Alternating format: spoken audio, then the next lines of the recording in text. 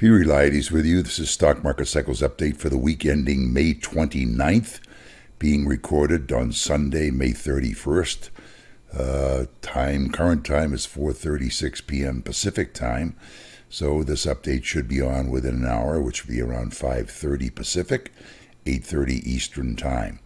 We're going to do something special today, and it's going to be directed a lot towards those of you that already have the software. And by the way, I expressed my disappointment the first day the software is available that 1,000 people didn't go out and order it immediately. But I must say the response over the past week or two has been very, very encouraging. More and more people are ordering this software and telling us how much they like it. In fact, I haven't heard a comment yet about someone not liking it or not appreciating it. But we're going to show you something today. This is a Globex chart, and it's working in real time right now, as you can see. And this is currently, we're down. Well, that doesn't make, there we are down here. I was going to say, I saw this bar up here and said, wait a minute, we're down 23 and we're looking like we're at high. No, this is where we are right now, down 23 points overnight in Globex on Sunday. And I wanted to show you a couple of things. This is especially for those of you that have the software already, okay? So, watch what happens. Let's take an example here. And by the way, there's a series of, I won't call them spectacular, but pretty damn good projections here.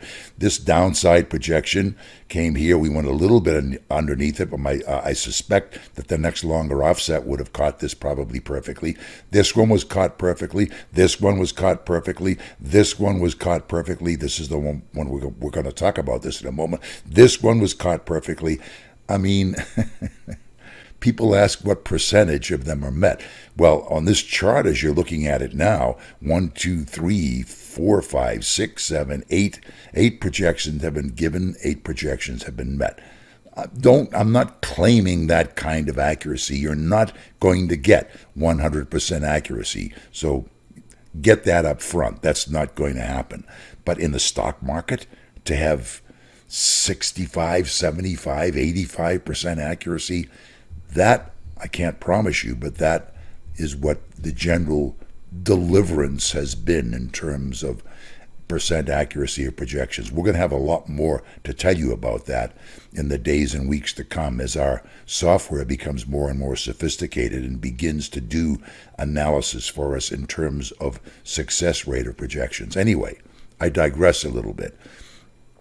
Look at this projection right here.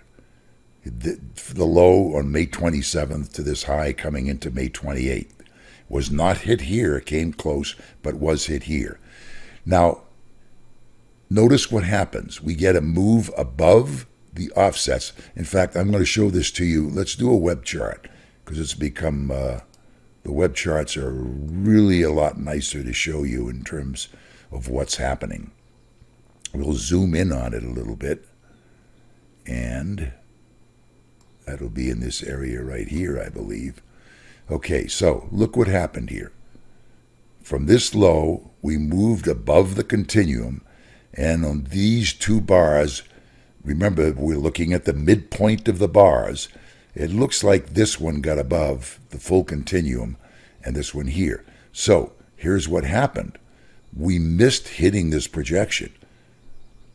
Came down and came into the continuum and actually didn't get below it here, not below it here. We had 1, 2, 3 or 4 bars below the continuum. But notice the most important thing about that is they didn't fall back underneath the continuum. They started playing with it really closely, the lower side of the continuum. So I wanted to find a way, and I told Stefan, our programmer, I want to find a way to keep this projection open. So in other words, I don't think this is a real invalidation here because there's no really falling back down. We're playing right underneath the continuum, and the next move up, look what happens. This projection, we came fully inside the projection window, the green area, the green bar here. Okay, so what's this all? By the way, look at the next projection, down virtually perfect, right inside the projection window. Let's go back to the regular chart now. How do you handle something like this where you see a projection not quite met and really not really invalidated on a convincing basis, let's say? There is a way to do that, and we're going to show you right now how to do that. If we go to Studies, and we go to Edit Studies, and we go to Customize, and the nick filter period. What I consider to be a nick is when you look like you're attempting to invalidate a projection with a little nick, or perhaps a series of nicks underneath that continuum that look like they're invalidating the projection. So what you do is you look at a chart, and we'll go back and look at the chart after I put this in, but there's a nick filter period of 4 here. What that means is if there are 4 consecutive nicks or less, anywhere up to 4 consecutive nicks just below the continuum, then keep that projection in effect. Okay? And that's what the nick filter is for. And we have a reading of 4 here. So we click OK, we click Close. Let's go back and look at this more closely now. Let's zoom in on it, in fact. This is the area right in here. We missed the projection. We came down to the continuum here, and there's a series of 1, 2. Notice how close these are. 1, 2, 3, 4. Because we put in a nick period of 4, then these moves below are being ignored because they are indeed just little nicks just below the continuum. We break above the continuum again and get right smack into the projection window. That's what the nick filter attempts to filter out moves like this that aren't really a decisive move below the continuum. In the case of a downside projection, you'd be looking at decisive moves above the continuum. Were they decisive, or were they just little nicks? That's where the word nick comes from in terms of the nick filter, okay? So while we're looking at this chart, let's show it to you because we do have a projection on it now. But notice, here's something interesting to notice, okay? This is an obvious projection right here to the upside, and it doesn't show. Why doesn't it show? Because we have a nick filter of 4, and we only got above the continuum for 1, 2, 3 periods at the close of the day on Friday, and then we came below. So this did not register. Let's go back to the nick filter setting, and typically you would have it. You'd have the nick filter at 0 because you don't want to filter anything out typically when you're looking at these. Okay, so let's go back to a 0 nick filter, and that means that nothing will be filtered out. You'll be looking at the program the way it was originally put together, and we do not ignore any kinds of crossings. Any kind of a crossing is considered a crossing, and if it's just a tiny bit below where it looks like you've invalidated a projection, that would be registered. But look what we have here. This projection is now registering. In fact, it was a perfect projection to the upside on Friday. If you had the software on Friday, you would have seen this projection. It would have been given on this bar right here, and it would have been met in the next 2 bars on Friday. So there may have been a suspicion there that we've reached some kind of short-term, at least, turning point. Now, today, look what we have. This is in overnight trading. This is the first bar on Sunday in Globex trading. This bar right here above where I have the cursor. And we now have 3 bars that appear to be below the continuum, giving this downside projection. Let's see what it is. 29.92.34 to 3,363. And the low so far has been 3,008 even. So it hasn't quite gotten into the projection window. I want to show you one more chart that will give you a good idea as to how the nick filter works. So hold on a second, we'll go to that chart. Okay, This is an hourly chart. We use 65 minutes for our hourly charts because they fit equally into the day or evenly into the day of the S&P cash, okay? This is daytime trading only, and we'll remind you that when you go to 65 minutes, the software automatically gives you the default offsets for a 65-minute cash chart. The one that we want is 21 to 24. That's the equivalent of a 3.5 to 4 trading day offset for a nominal 10-day projection. But watch this, and this is interesting. Look what happens here. This was the low that we saw on May the 14th in the early morning. In fact, the first 65 minutes of trading, we saw this low. Then we finished out the day, and on the 18th, I believe this is the morning of the 18th, indeed it is, we got a gap above, and we gave a projection, okay? So that projection was given. We don't see it on the chart. Oh, there it is. Here it is, up here, okay? Now it's been grayed out because theoretically it's been invalidated. When was it invalidated? Well, let's take a look and see. Look what happened here. See this area here? We actually got below. Again, I'm going to zoom in and show you what happened here. This bar right here is obviously below both of the offset lines.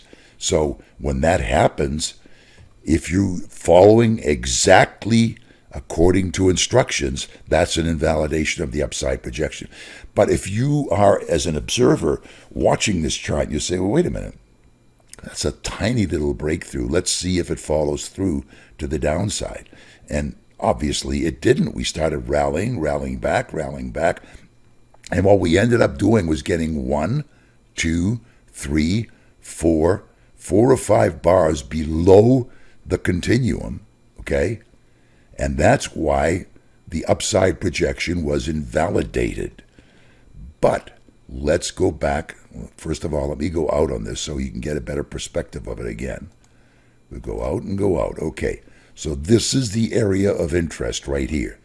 We have this upside projection given up to here. And if you step back and look at it and you say, well, you know, this is pretty close here. It really just came basically down to the offset lines again. And then we had this big move up. So should this really have been an invalidation? And what we can do in a situation like that is go to the Nick filter again. Let's go to Studies, Edit Studies,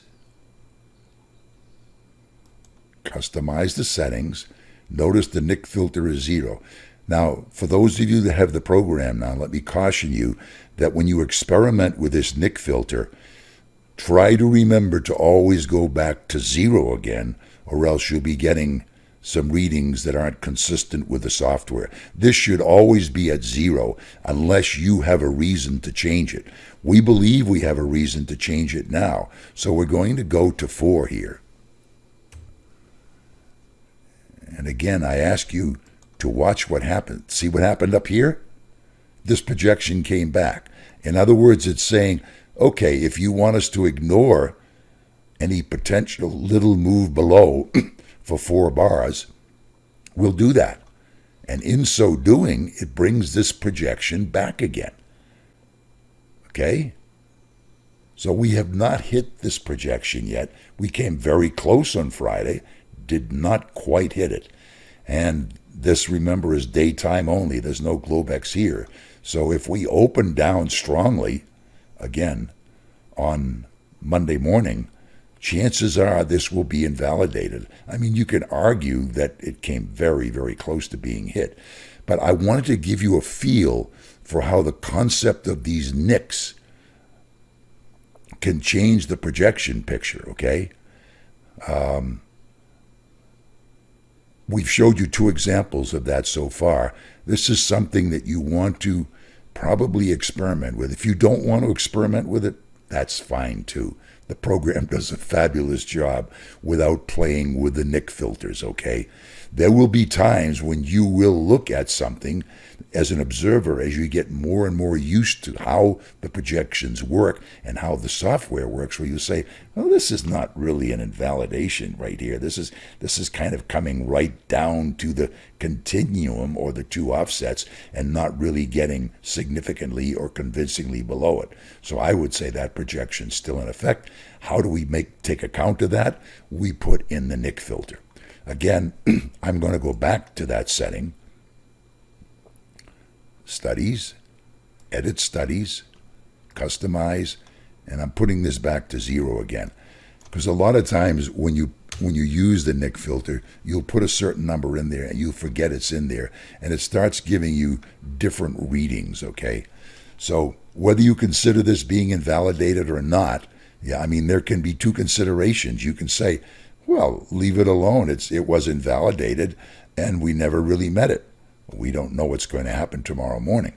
But you can see in the consistency of the projection, this is just one offset. Remember, you start getting to longer offsets.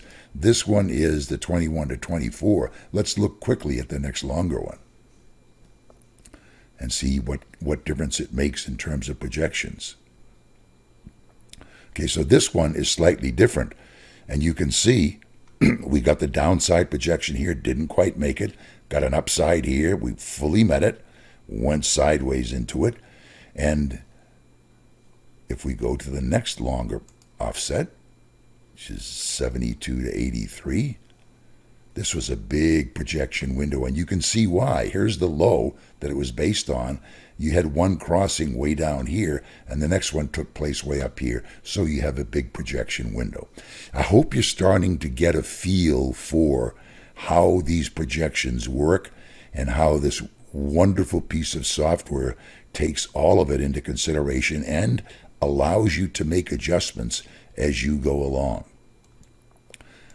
Let's take one last look. Okay, we showed you this chart last week, this past week, and this is a 12.1 to 13.8 offset. Let's go to the web chart. It's a little prettier, or in many cases a lot prettier.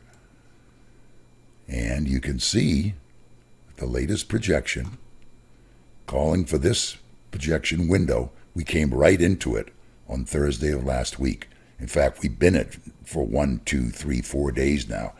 And chances are, let's look at the next longer offset and see if anything more short-term is being given to the upside.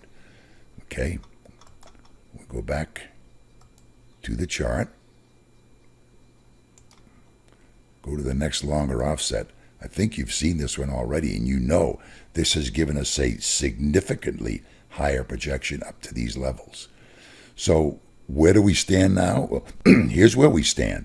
We've met this upside projection on the 2.5 week offset for a nominal 5-week projection. That's been met.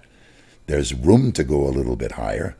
This one remains in effect, and this one will only be called into question if prices go below these offsets. Let's look at this on the continuum basis so you get a better picture of it. Okay, this is where prices are now, and this is where the continuum is. So we can do anything over the next several days. We've met this upside projection on a 2.5 week offset, nominal 5-week projection. Prices can come down, play around with a continuum around 2850, even 2800, as long as we don't get a median, a mid-price for the day, below the continuum. These upside projections remain in effect, okay? Between 3371 and change and 3465 and change. So that's where we stand. This has been kind of an instructive update for those of you that have the software, and hopefully helpful to those of you that don't, and give you incentive to get it. And by the way, if you're interested in the software, TradeStation is offering a $1,000 discount in commissions. I will have information underneath the video today. Thanks for watching. Our next update will be Monday afternoon, evening.